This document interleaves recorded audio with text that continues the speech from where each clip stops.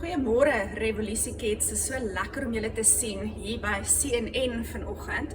Ons het vandag 'n spesiale berig vir julle oor die coronavirus. So bly ingeskakel, ons gaan nou oorskakel na ons ateljee.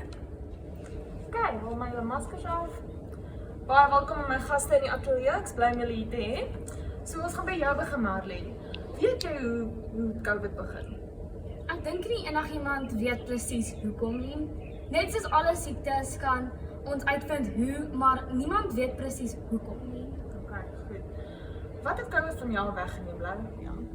Kyk Marley, ek dink dit het van my af het dit fisiese gevoel wegneem. Want ek kan nie onthou hoe dit voel om 'n trekkie te gee vir my vriende nie, want ek kan net onthou hoe dit voel vir my pa, my ma en my boetie. Goed. Nou hou jy daarvan om 'n masker te dra? Nee, ek doen nie want ek kan nie almal se mooi smiles sien nie. Ja, ek hoor. Marley, hou jy daarvan om social distancing toe te pas? Vir my is social distancing glad nie lekker nie. Ek kan nie pouse met my maatjies speel nie, ons moet heeldag in 'n blok sit en ek kan nie eers langs hulle sit in die klas of net vir hulle 'n drukkie gee nie. Blou, weet jy wanneer COVID gaan verbygaan sodat ons soos normaal kan aangaan? Kyk Marley, ek dink nie enigiemand weet nie, want soos wat COVID groter word, moet ons groter tegnologie ontwerp om daai groter kleiner te maak. Goed, ok. En nou laaste vraag vir jou, wat kan mens doen om dinge wat weggevat is van jou in COVID weer terug te kry of te ontvang? Jy kan ander woordjies dra. Wat sê, welkom terug in die ateljee. So, ons het vir Sarita en Judy hier, so ons gaan hulle ook 'n bietjie 'n paar vragies vra. So, kom ons begin bietjie aan praktiese hulp dink. Wat is dit vir ons belangrik om dit wat weggeneem is te probeer vervang? Ek dink so Marley, ek dink 'n mens moet 'n bietjie kreatief wees. Ek dink 'n mens moet 'n bietjie uit die boks uit dink en vir jouself sê, okay, ek kan dalk nie meer gym toe gaan nie. Wat kan ek doen? Ek kan om die blok gaan loop. Mens kan dalk nie meer in 'n restaurant kuier, jy is dalk skrikkerig vir binne, so kom ons hou piknik op die kombers buite. Ek dink mens moet maar daai tipe goed begin doen. Okay. Maar ek dink dit is belangrik om kontak te hou met die vir wie ons lief is. As ons dit dalk dan in kleiner groepies moet doen en meer gereeld, dink ek ons moet dit probeer.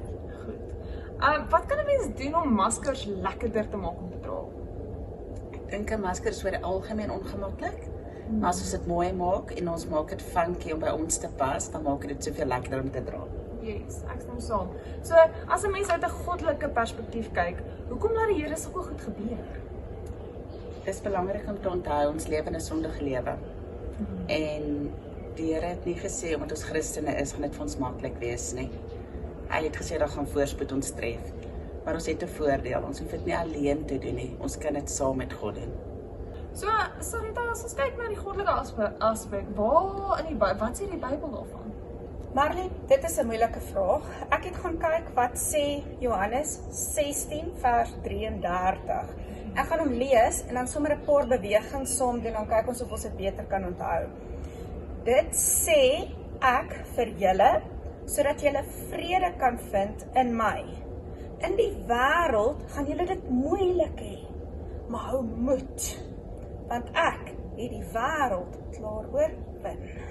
Oh, wow, that's amazing. En dan as ons perspektief bietjie kan verander, hoe kan ons dit verander om bietjie meer positief te dink?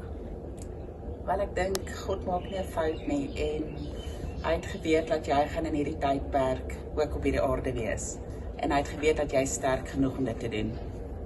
So, miskien moet ons ophou dink oor hoekom Here en eerder gaan en sê, waar kan U my gebruik Here om hoop vir iemand anders te bring? Ons einddoel op aarde is die ewige lewe. En hierdie op aarde is net tydelik. Maar die ewige lewe is saam met die Here en dis waarna ons moet streef.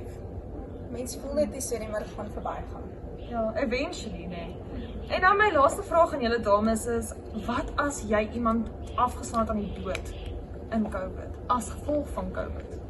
Maar nee, ek dink om enige iemand aan die dood af te staan vir watter rede ook al, is altyd 'n moeilike vraag vir enige Christen om te vra. Wat ek dink, 'n mens vra jouself, soos Judy gesê het, ons is in hierdie ons leef in 'n sondige wêreld, ons is in sonde ontvang en gebore, en dan dink 'n mens, why do bad things happen to good people? En ek dink wat 'n mens maar net aan moet vashou, is dat die Here het hierdie ook beplan. En hy weet wanneer elkeen van ons se laaste dagie gaan wees. Miskien is dit in 'n motorongeluk, miskien is dit van kanker, miskien is dit van COVID. Maar ek dink 'n mens moet dan fokus op die mooi herinneringe, wat seker makliker gesê is as gedaan, maar dit is moeilik. Ek dink 'n mens moet maar net probeer onthou dat die Here ons dra in hierdie moeilike tye. Dit laat my so dink aan daai storie van die voetspore. Jy weet, wat 'n mens so kyk en jy voel jy is so alleen, maar die Here is nog steeds by ons en hy dra ons. En ons kan weet, hy bring troos. Hy maak dit sagter, tyd maak dit sagter. So ek dink as 'n mens net fokus op die mooi herinneringe, help dit, kan dit 'n mens daardeur dra. Marlene, ek sal graag daarby wil voeg dat as jy iemand aan die dood afgestaan het en jy sukkel om dit te verwerk, vra vir mamma en pappa en gaan sien 'n beraader om jou te help. En voel vry om enige tyd na ons toe te kom, na enige een van ons leiers toe. Ons luister graag en ons gesels graag saam. En ons help waar ons kan. Daar sê, baie dankie dat julle julle tyd afgestaan het. Ons hoop om julle gou weer te sien. Lekker aan verder.